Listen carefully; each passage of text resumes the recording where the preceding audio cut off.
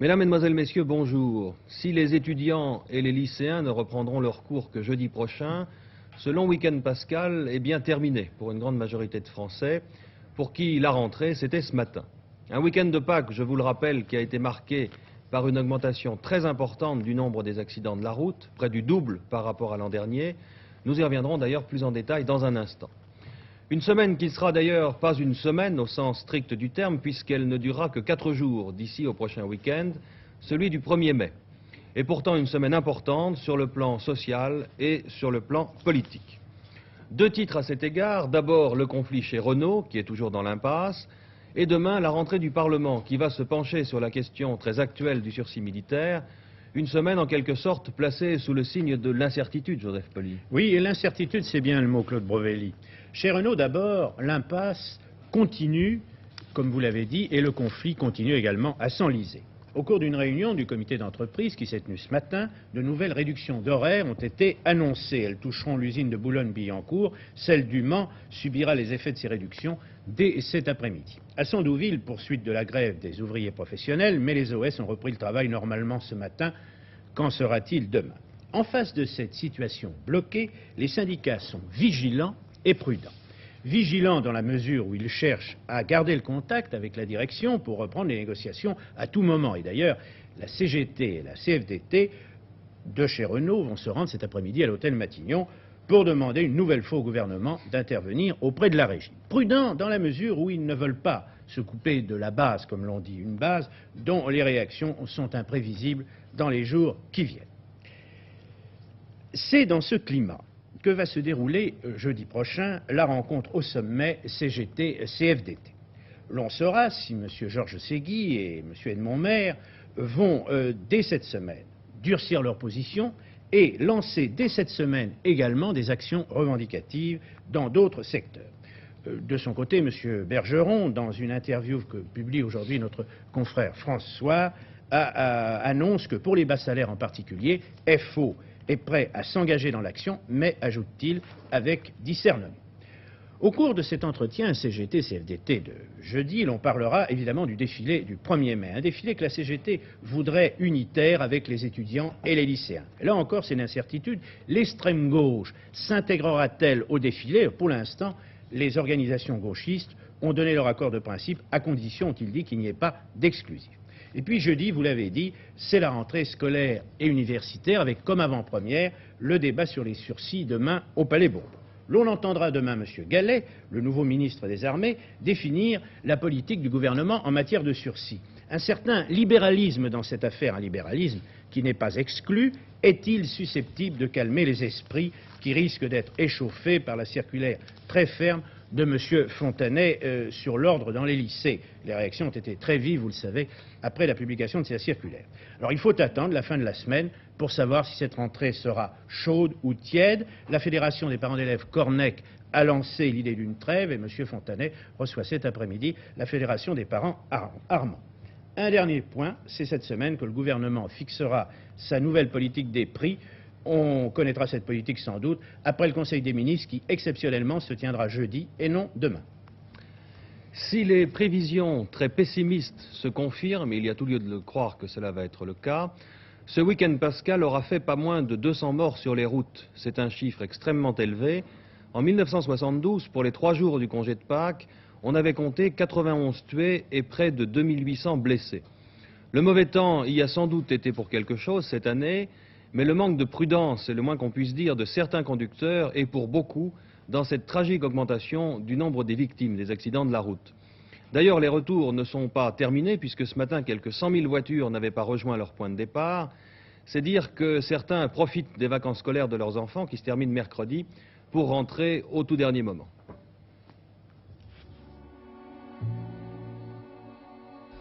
Port-Saint-Louis-du-Rhône, près de Marseille, dimanche soir, 9 morts et 2 blessés graves dans une triple collision. Une voiture en a heurté 2 autres venant en sens inverse, puis a fini sa course dans un canal servant à l'irrigation des rizières. Sur cette route départementale, il n'y a aucun obstacle, pas même une courbe. La route est parfaitement droite. Il aura suffi qu'une Opel roule vite, trop vite, et que son chauffeur en perde la maîtrise et vienne se jeter sur les deux voitures, une R8 et une Ami6 qui arrivent en face.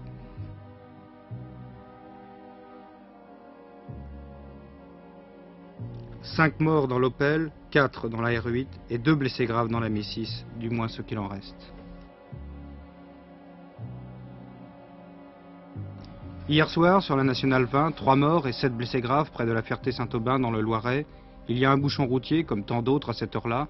Plusieurs dizaines de voitures sont à l'arrêt, les unes derrière les autres. Soudain, un poids lourd, un camion frigorifique aperçoit la longue file de voitures. Le chauffeur freine, mais trop tard. Il roulait trop vite. Le camion vient s'écraser sur les voitures à l'arrêt. 3 d'entre elles sont littéralement broyées. Le bilan de cet accident, 3 morts et 7 blessés, mais le chauffeur du poids lourd est indemne.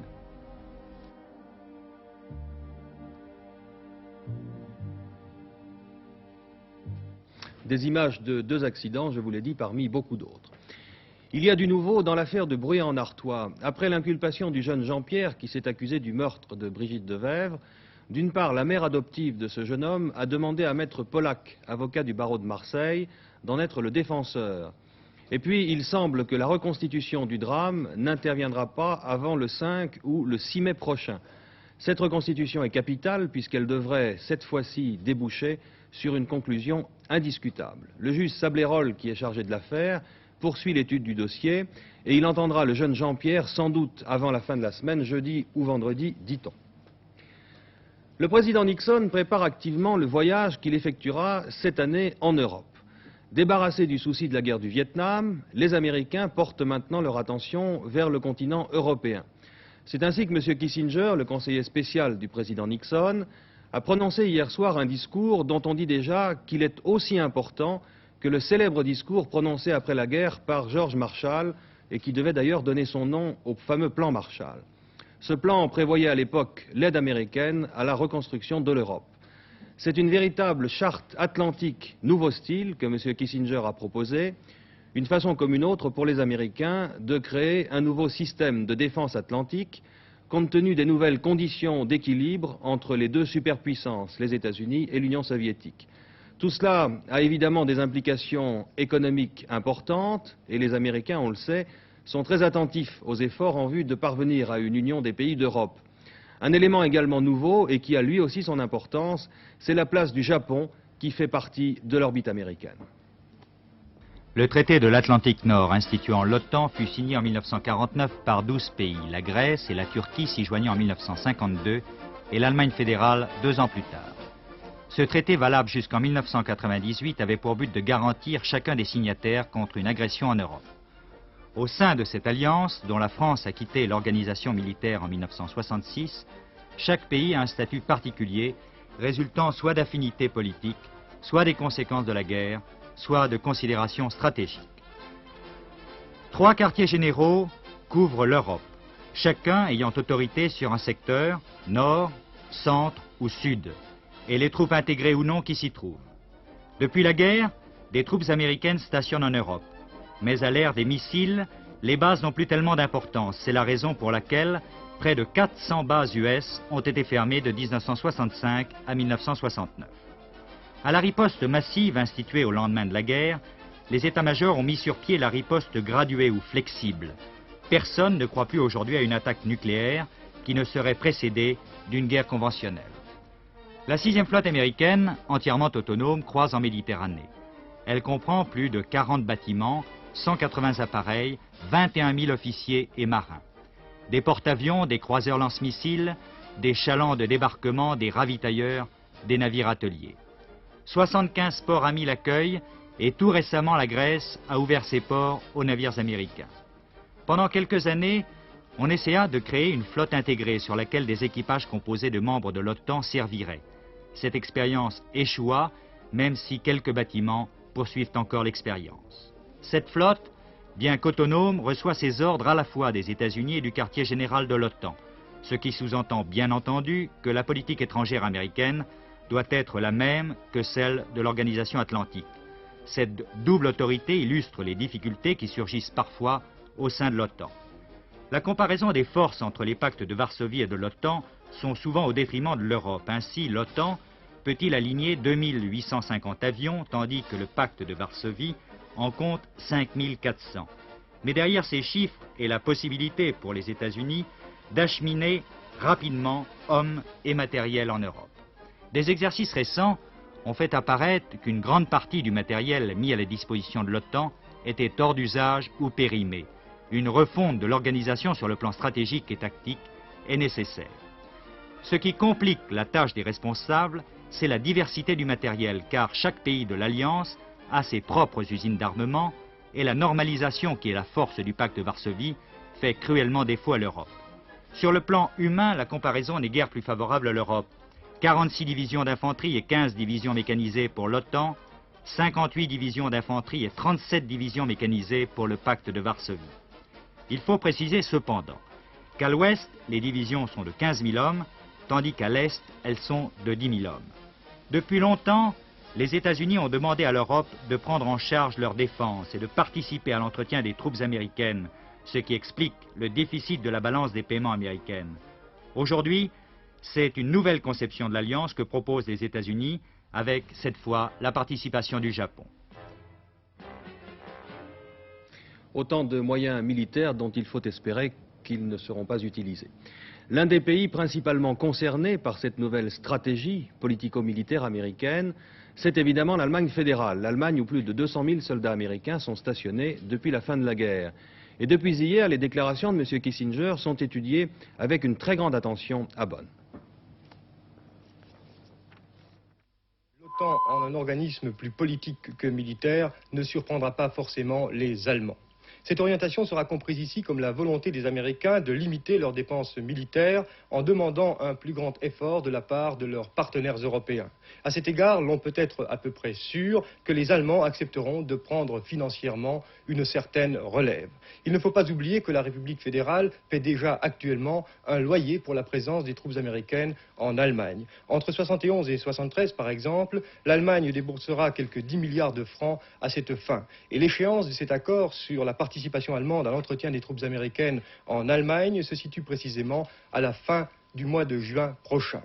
Il apparaît donc évident que cet effort financier sera poursuivi, voire accru, car, à part les jeunes socialistes allemands et autres mouvements beaucoup plus à gauche, personne ici ne souhaite le départ des troupes de l'OTAN et singulièrement des troupes US. Il est vrai par ailleurs que ces troupes sont de moins en moins supportées par la population et que l'on ne croit plus, surtout chez les jeunes, à l'éventualité d'une guerre froide ou chaude. Cela dit, l'Ostpolitik de Willy Brandt a effectivement détendu l'atmosphère et l'on ne peut oublier ici la présence de l'autre côté, en Allemagne de l'Est, de quelques 20 divisions des forces du pacte de Varsovie. Et cela pèse malgré tout dans la balance. Il sera d'ailleurs probablement question de cette nouvelle stratégie américaine à Bonn lorsque M. Leonid Brejnev, le secrétaire général du Parti communiste soviétique, va se rendre en visite officielle en République fédérale allemande du 18 au 22 mai prochain. Une rencontre Brejnev-Brandt qui revêt donc une certaine importance. C'est dans ce contexte international en pleine évolution que la Chine a accepté de s'associer à un traité d'interdiction régionale de l'emploi des armes atomiques. Il faut noter que c'est la première fois dans son histoire que la Chine communiste accepte un tel traité. Une décision cependant limitée, il faut le noter, à l'Amérique latine. Revenons en France. Il y a ceux qui sont partis nombreux pendant ces fêtes de Pâques et ceux qui sont arrivés tout aussi nombreux à Paris. Je veux parler des touristes étrangers. Comme chaque année, tous les hôtels de la capitale ont été complets et si les voyageurs disposant de moyens financiers assez importants ont finalement réussi à se loger, les problèmes ont été beaucoup plus sérieux pour les jeunes étrangers venus passer quelques jours à Paris avec généralement une bourse plutôt plate. Un certain nombre d'entre eux ont pu, fort heureusement, bénéficier du conseil et de l'aide du Centre d'information et de documentation jeunesse que dirige notre ancien confrère Alain Quintry. Ce centre a ouvert depuis déjà plusieurs mois un nouveau service d'accueil pour les jeunes touristes étrangers à Paris. Pour ces jeunes gens, la recherche d'un logement à Paris pendant la période des vacances est souvent problématique. Tous les hôtels affichent complet. Bien sûr, les nouveaux ensembles hôteliers permettent d'améliorer la capacité d'accueil de la capitale, mais ils demeurent trop souvent réservés à une clientèle disposant de moyens relativement élevés. C'est pourquoi, parallèlement, on a cherché à répondre aux besoins de milliers de jeunes touristes qui voyagent avec des bourses modestes. Le CIDJ, le Centre d'information et de documentation jeunesse, a ouvert à cet effet un service d'accueil et de renseignement qui diffère des bureaux de tourisme habituels. En effet, outre la liste de maisons de jeunes, on peut y consulter un fichier très complet d'hôtels bon marché, de 5 à 20 francs la nuit. 14 personnes à loger pour combien de temps? 4 jours. Donc vous pouvez payer combien par personne?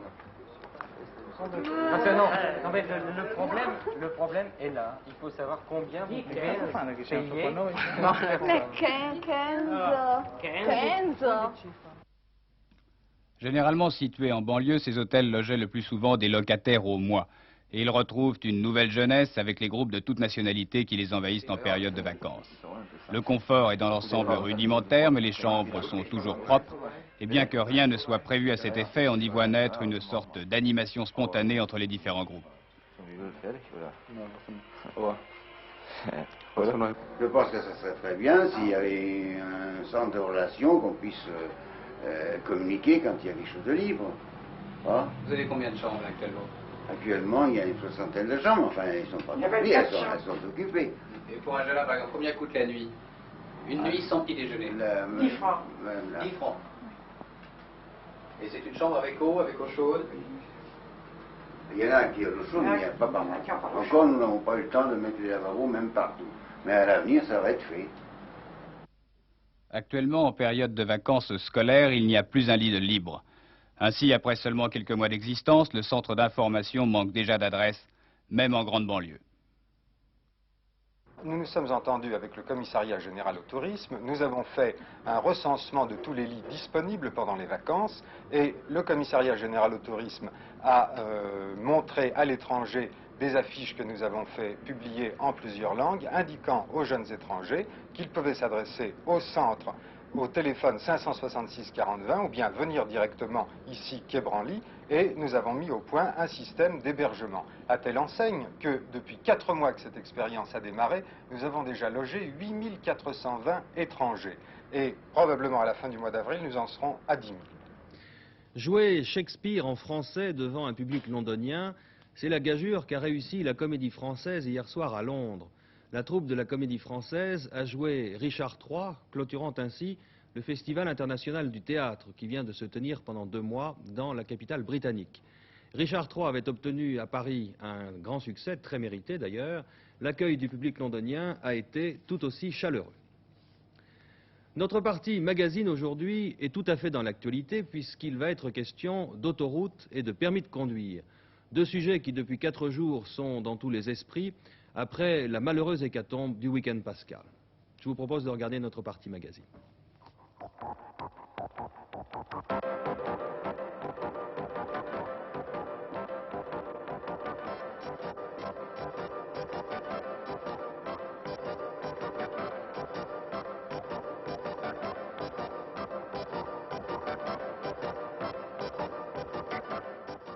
Aujourd'hui, dernier volet de notre série réalisé avec la participation de M. Gallienne, président de l'Union routière de France. Le permis de conduire constitue-t-il un brevet de bonne conduite? Nous avons plusieurs fois parlé d'autoroute, et c'était normal, compte tenu à la fois de l'effort fait par les pouvoirs publics français pour augmenter le réseau d'autoroutes, et puis par la sécurité infiniment plus grande que l'autoroute donne à la circulation routière. Et certains chiffres sont là pour en témoigner. Par rapport à 71, les accidents de 72 ont été de 9,9% en augmentation pour les accidents, un petit peu moins pour les blessés, 9,8%, en comptant d'ailleurs dans les blessés même les petites blessures les plus bénignes. Et le résultat, le meilleur, qu'il faut encore améliorer d'ailleurs, ce sont 2,5% de tués de plus pour une circulation en augmentation de 6%. Allez, on s'appliquera la prochaine fois. Hein? Attention. Au revoir, madame. Quelle est votre profession, monsieur Galibert? J'enseigne la conduite des véhicules amateurs depuis bientôt 15 ans. Voilà, monsieur, faites en bon usage. N'oubliez jamais ce qu'on vous a pris, hein? D'accord? Merci. Donc il arrive très souvent que des gens passent leur permis de conduire et puis dès qu'ils ont le papier rose, se précipitent sur la route pour les vacances de Pâques ou pour les grandes vacances. Ils en ont le droit, en tout cas. Je pense qu'ils le font s'ils ont la possibilité de le faire. Mais là, je crois que les choses ont un peu évolué. Si vous voulez, les gens qui passent le permis de conduire aujourd'hui sont dans l'ensemble des garçons et des filles qui ont moins de 20 ans, c'est la majorité de notre clientèle, et ils n'ont pas forcément immédiatement une voiture pour la conduire. Ce qui n'est pas mieux d'ailleurs, car au lieu de conduire aussitôt après leur permis de conduire, à un moment où ils ont encore en mémoire tout ce qu'on a pu leur enseigner, il se passe 6 mois, 1 an, 2 ans avant qu'ils ne prennent le volant d'une voiture à eux, et ils ont bien entendu eu le temps largement d'oublier tout ce qu'on a pu leur dire. C'est étonnant quand même. Oui, c'est étonnant, mais les gens viennent chez nous surtout pour passer le permis de conduire, et ils viennent rarement pour apprendre à conduire. Bien sûr, un permis de conduire que vous venez d'obtenir ne fait pas de vous du jour au lendemain un excellent conducteur. C'est d'ailleurs au fond le fait de tous les examens et de tous les permis qui sont donnés. Et il est certain qu'il faut, après le permis, conduire beaucoup, avec précaution, et obtenir progressivement les réflexes et le sens de la route, qui est essentiel.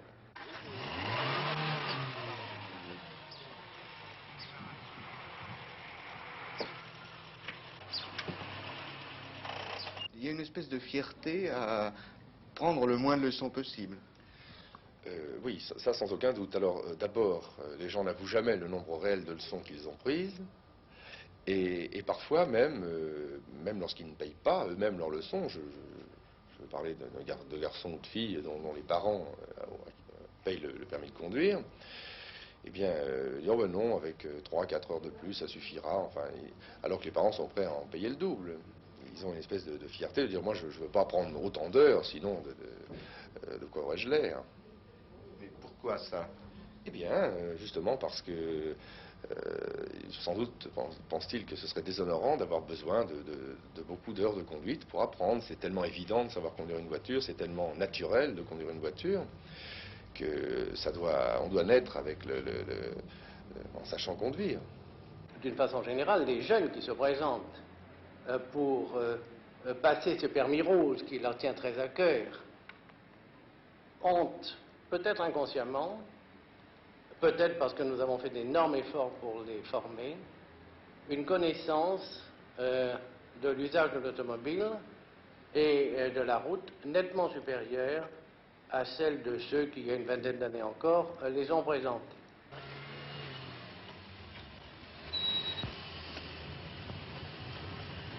Et vous arrivez à l'intersection, vous regardez rapidement là, à droite aussi, et puis sur le frein.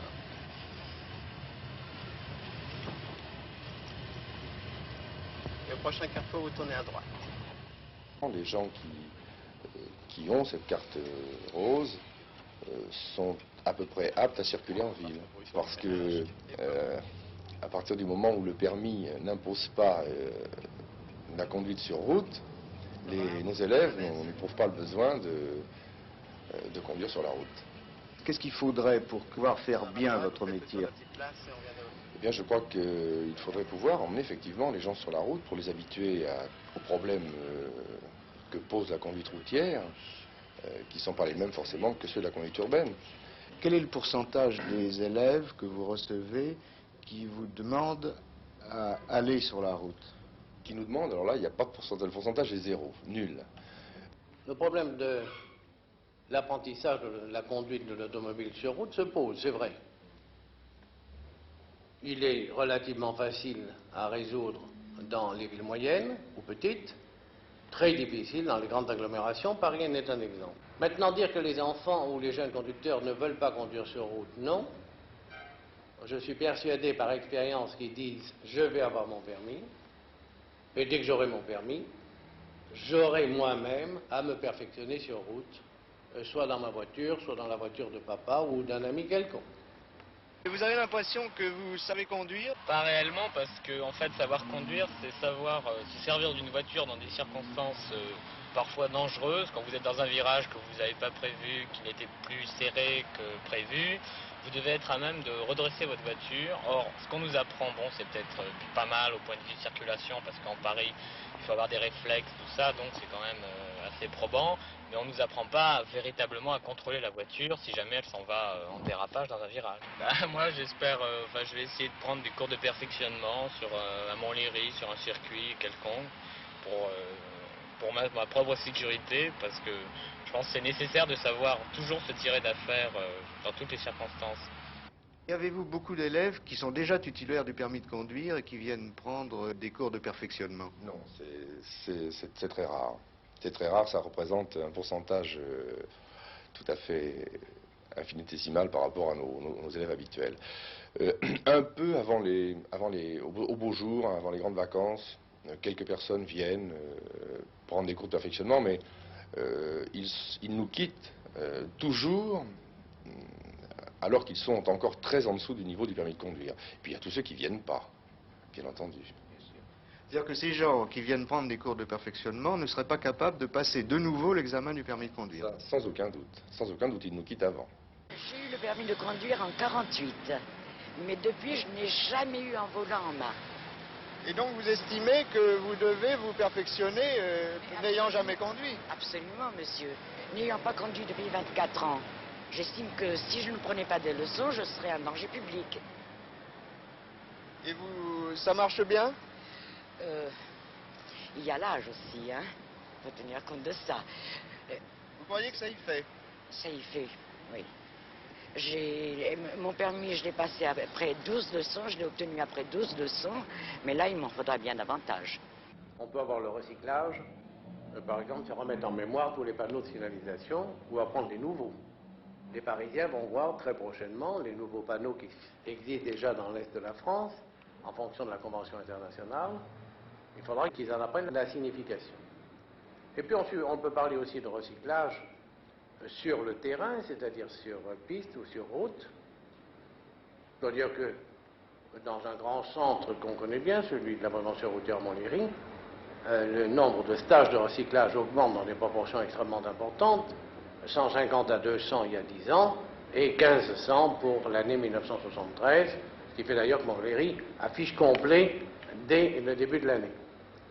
Mais enfin, on peut aussi penser que, en dehors de Montlhéry, au Castellet près de Marseille par exemple, dans un autre centre près de Marseille qui se prépare, dans d'autres qui existent, on peut prévoir le recyclage sur le terrain.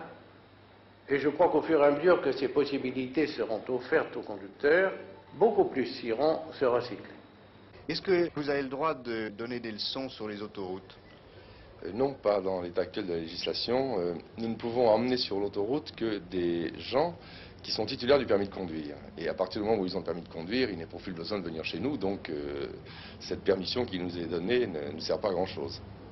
Rien n'empêche le conducteur ayant obtenu son permis de conduire, et à condition qu'il respecte ces 90 km à l'heure, puisse à son tour prendre les autoroutes et progressivement se former à cette conduite sur autoroute qui est évidemment différente de la conduite sur les voies ordinaires. Il est certain que, premièrement, on ne doit pas ralentir pour entrer sur une autoroute et a fortiori s'arrêter. Il faut au contraire utiliser la bande d'entrée dans l'autoroute pour progressivement arriver sensiblement à la vitesse du flot dans lequel on doit s'insérer.